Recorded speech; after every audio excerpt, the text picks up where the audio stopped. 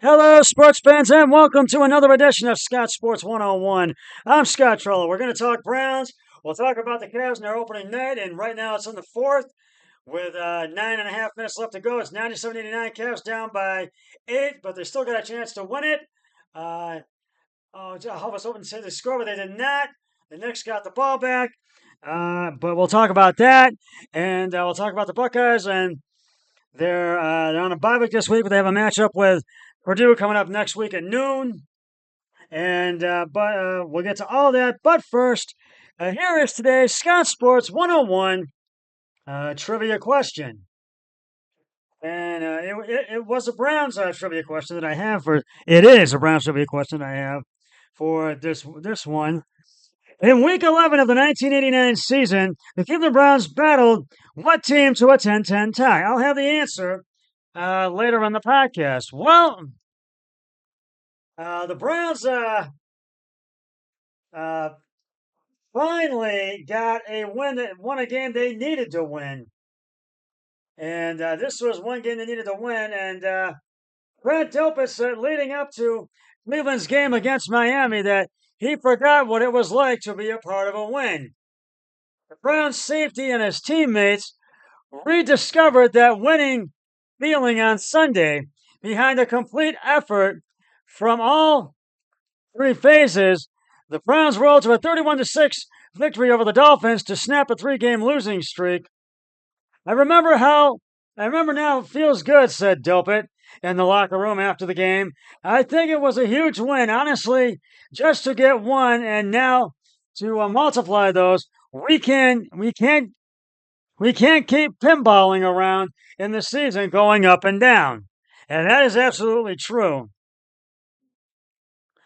Quishon Judkins scored 3 touchdowns as the Browns, who are now 2-5, got over the 17-point hump for the first time in 12 games. And the defense held an opponent without a touchdown for the first time in nearly 2 years. And special teams forced a key turnover in the second quarter. We always talk about complementary football, but seeing us all come together is important, and it's good to see that quarterback Dylan Gabriel, who completed 13 of 18 for 116 yards, and it's to get his first NFL win and his first start in front of Cleveland fans in a game in which passing was a premium due to heavy rain and wind during the first half. Judkins became the first Browns running back with 3 rushing scores in a game since Nick Chubb in 2022. Two of those touchdowns came on direct snaps out of the Wildcat formation. Coach Kevin Stefanski said they put that in the game plan late in the week after seeing the weather forecast. On second and goal at the Dolphins, midway through the second quarter, the rookie running back hobbled the direct snap before hauling it in and running up the middle to extend Cleveland's lead to 17-3. Any predicament puts yourself in the best position to go out there and prepare for that during the week of practicing with wet balls, and our coaches have been putting us in position to succeed, said Junkins, and who finished with 84 rushing yards on 25 carries, including a 46-yard touchdown early in the second quarter to put Cleveland on top. Judkins extended Cleveland's lead to 31-6 early in the fourth quarter when he took another direct snap and went 2 yards for the score. The Browns picked off Tua Tagovailoa 3 times and scored 21 points off Miami's 4 turnovers. Cornerback Tyson Campbell, acquired from the Jacksonville Jaguars on October 9th, returned an interception, 34 yards for a touchdown on the first play of the second half.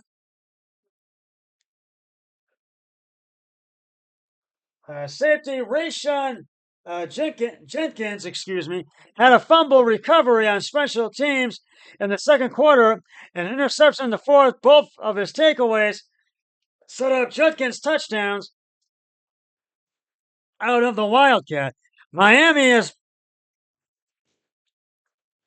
fallen to 1-6, outgained Cleveland 219 to 206, but managed just a pair of field goals from Riley Patterson. Tagovailoa threw 3 interceptions for the second straight week and had a career low passer rating of 24.1 as he completed 12 of 23 for 100 yards. He also fumbled 3 times but didn't see it. Quinn it was replaced Tagovailoa midway through the fourth quarter after the sixth-year quarterback had his sixth career 3-pick game. The Dolphins were 1 of 13 on third down and were penalized 11 times for 103 yards. We did everything we could to lose the game, Coach Mike McDaniel said. You saw a lot of frustration from the season seep into our play. I felt like emotional overreactions in the first half were detrimental for us. 4 drives were sustained by penalties defensively.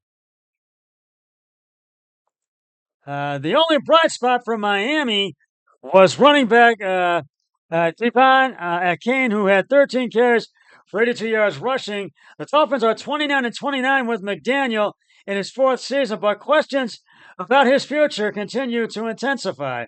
A downcast and rambling McDaniel did take exception to those wondering about his job security in Miami. If I'm thinking about having a job, I need to be doing my job, he said. I think it's offensive to all coaches, players, and the organization. I'm spending that precious time thinking about myself. Dolphins tight end Darren Waller had a pectoral injury in the first half, did not return. Defensive end Elijah Campbell had a quadricep, and quarterback Storm Duck had an ankle injury and was inactive. For the Browns, defensive end Aiden Huntington suffered a concussion in the first half and did not return. Tight end David Njoku and offensive tackle John Conklin were inactive because they both had concussions. Njoku is questionable for this Sunday's game, and as he continues to recover, the Dolphins are at Atlanta next Sunday, and the Browns are in Foxborough at Gillette Stadium attacking the Patriots. And New England's favored by 7.5 points, but I think the Browns have not been able to get them on the road. They're due to get one, and I think the Browns are going to do it this week. This is a winnable game that they could win, so we shall see. Now I got to give it. Finally, I can give the game balls to the Browns. Dylan Gabriel, 13 of 18 carries and attempts, 116 yards, no touchdown passes, no interceptions. Rayshon Jenkins, 25 attempts, 3 touchdowns, 84 yards. Harold Fannin Jr., 36 yards and 4 receptions. And so that's where the Browns really stepped it up in this game, and so did the defense in this game. So they really had a phenomenal game, and we'll get to the picks in just a moment. But right now, it is time to reveal the answer to today's Scott Sports 101 trivia question.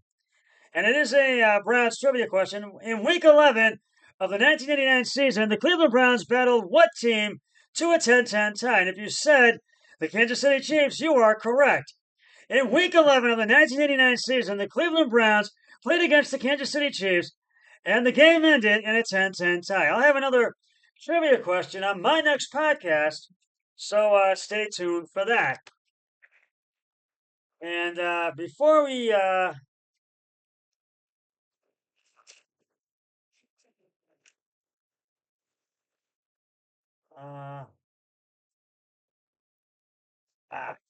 we'll get to the picks in a minute, but right now, I just want to go back to my other segment. What 3 things do the Browns need to do to win this game against the Patriots this Sunday?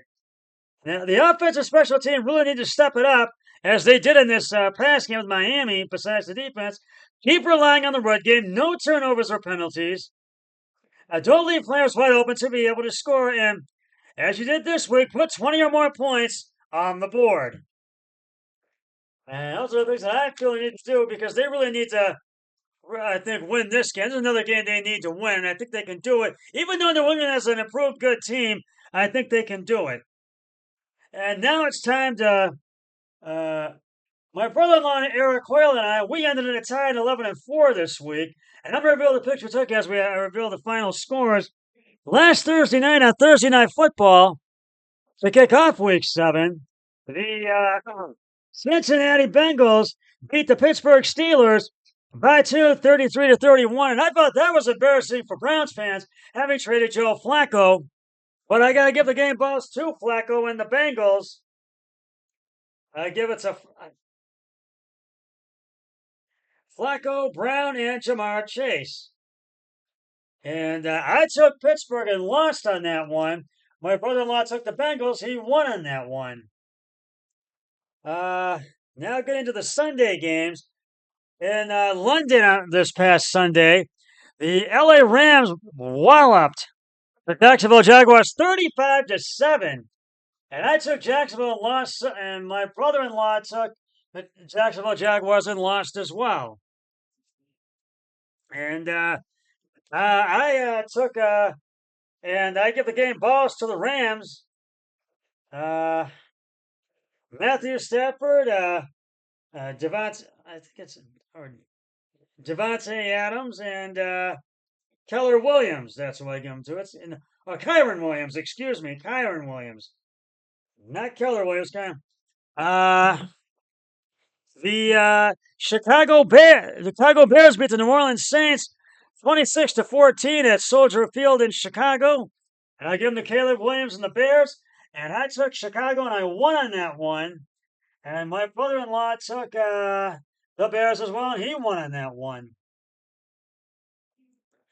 And the Browns won 31-6, and I took the Browns and won, and my brother-in-law took the Browns as well, and he won on that one. The Kansas City Chiefs just walloped. They shut out the Las Vegas Raiders. Bad loss for the Raiders, 31-0. The Kansas City Chiefs shut them out, and I give them to Mahomes and Travis Kelce. I took the Chiefs and won. My brother-in-law took the Chiefs and won as well. The Philadelphia Eagles beat the Minnesota Vikings 28-22, and I give the game balls to Jalen Hurts and Saquon Barkley and the Eagles. I give them to them, and I took Philadelphia and won. My brother-in-law took Philly as well. The Carolina Panthers in a low-scoring affair beat the New York Jets, who remain winless, 13-6. I give it to Bryce Young, and I'm going to go into that one and tell you who I give him to. The game both Bryce Young, Rico Dowdle, and I think it's Xavier Legette. I give them to them. And the Jets still struggling, remain winless. And I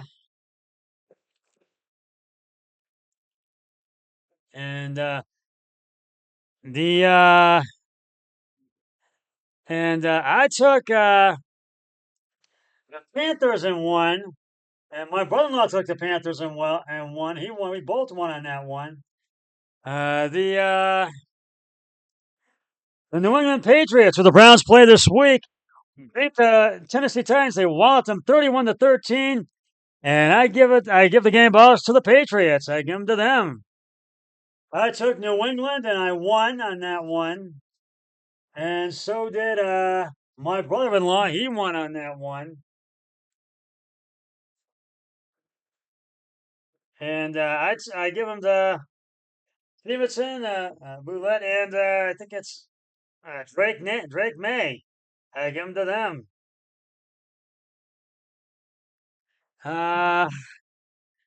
The Denver Broncos came from behind to beat the New York Giants by one. 33-32. I give the game ball to both Knicks and the Broncos. I took Denver and one. My brother-in-law took the Giants and lost. That was another one. That was one we didn't agree on.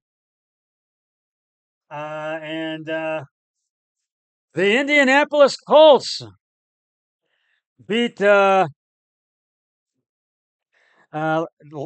Chargers 38-24. In SoFi Stadium in Inglewood, California. I give it to Daniel Jones and the Colts, and I took Indianapolis and won, and so did my brother-in-law. He took Indianapolis and won.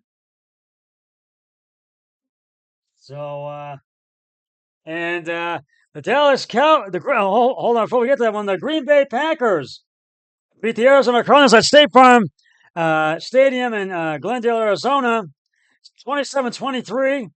And I give it Jordan Love and the Packers. I give them to them.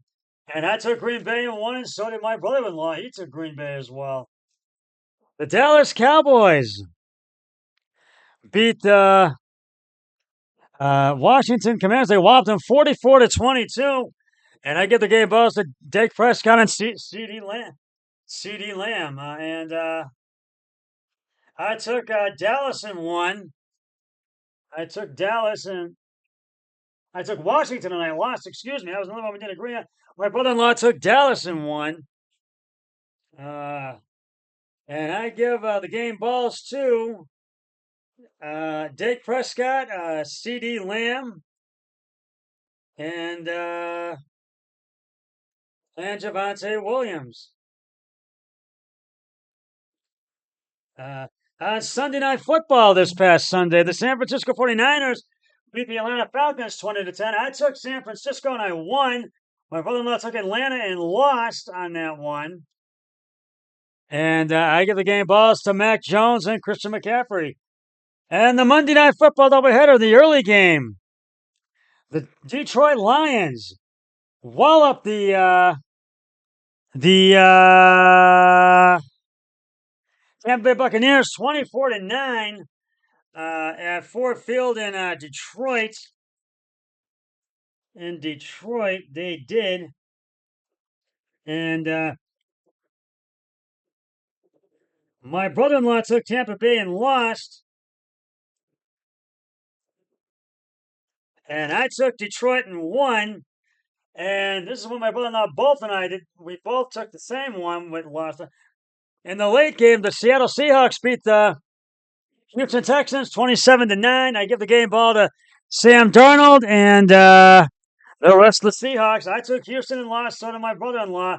And that's why we ended up in a tie, 11-4. So it was a tie. I am 2-3-2. My brother-in-law is 3-2-2. So second time this season that my brother-in-law and I have tied. So and we got a lot of. We're gonna see. We're gonna look ahead to Week 8. And I'll give you beginning with tomorrow's Thursday night game. The Minnesota Vikings will be at SoFi Stadium in Inglewood, California, to take on the Chargers. And on Sunday, the Miami Dolphins will be in Atlanta at Mercedes-Benz Stadium to take on the Falcons. The Chicago Bears will be in Baltimore. Baltimore's coming off a bye week. They'll take on the Ravens at M&T Bank Stadium. The Buffalo Bills will be at Bank of America Stadium in North Carolina, take on the Panthers. The New York Jets, who are winless, will try to get their first win, as they will be in Cincinnati at Paycor Stadium to take on the Bengals. The San Francisco 49ers will be in Houston to take on the Texans at NRG Stadium. And Houston's hoping to bounce back from that loss Monday night. The Browns will be at Foxborough and Gillette Stadium to take on the Patriots. And the Giants will be at Lincoln Financial Field in Philadelphia to take on the Eagles. Baker Mayfield and the Bucks will be at Caesars Superdome in New Orleans to take on the Saints. The Dallas Cowboys will be in Empire Field at Mile High to take on the Broncos. The Tennessee Titans will be at Lucas Oil Stadium in Indianapolis to take on the Indianapolis Colts. Sunday Night Football. The Green Bay Packers will be at Askew Stadium in Pittsburgh to take on Aaron Rodgers and the Steelers. And Monday Night Football. The Washington Commanders will be at Arrowhead Stadium in KC to take on Mahomes and the Chiefs. And Arizona, Detroit, Jacksonville, Las Vegas, the Los Angeles Rams, and the Seattle Seahawks are all on a bye week this week. And so that's the football games coming up this week. And right now, we're going to move over to the NBAs. Right now, the Cavs are having their opening game tonight of the regular season right now. And we'll look at tonight's scoreboard. And right now, the Cavs are down by 7 with 45.6 seconds left. Or down by 8, excuse me. And, 7 with 1. It's 1:15-108 with 39 seconds to go in that game. And in Orlando, the Magic's up by 2 on Miami, 124-121. And in Charlotte, Charlotte's up on Brooklyn, 1/3 on the Nets, 136-117. At the third, it's Toronto 110, Atlanta 87 in the fourth. It's Philadelphia 92. It's Boston 94, Philadelphia 92 in Boston. In Chicago, it's the Bulls 72 in the third with 8:50 to go. At 50 in Detroit 55, and in Milwaukee, it's 83-70. Milwaukee up on the Wizards. In Memphis, it's the New Orleans Pelicans up 72-58 on Memphis. And just getting underway in the first, it's the Utah Jazz. It's up on the LA Clippers 35-16. At 9:30, San Antonio Spurs are in Dallas to take on the Mavericks. And at 10 o'clock, Sacramento Kings will take on the Phoenix Suns in Phoenix. And Minnesota will take on the Portland Trailblazers in Portland. And right now, the Cavs are down by 8 points, 116 to 108 with 39.5 seconds to go. Donovan Mitchell's had a great game, but right now they're taking a timeout. And I'm going to do a collectibles segment right now. And I know the Cavs' first opening game night, I have a few basketball cards from back in the days. Back when the Cavs in the 80s and early 90s. This is a Danny Ferry basketball card. This is the front style picture of him, as you can see. And on the back is all his stats. And you can see the stats right there, all, and his numbers there, and another picture of Danny Ferry. And next I have Craig Elo, Cavs basketball card. And these are his stats, and there's another picture of him. That's all his numbers. There's another stats. And last but not least, everybody remembers him, and he was one of the best. Brad Doherty, you might remember him. There's this picture. There's all his stats from when he played, and there's another picture of him. And these cards can be worth, basketball cards can be worth if you have any. Check with a card dealer or check online. And that's collectibles for today. Ohio State is on a bye week this week, but they will be playing Penn State next week at noon.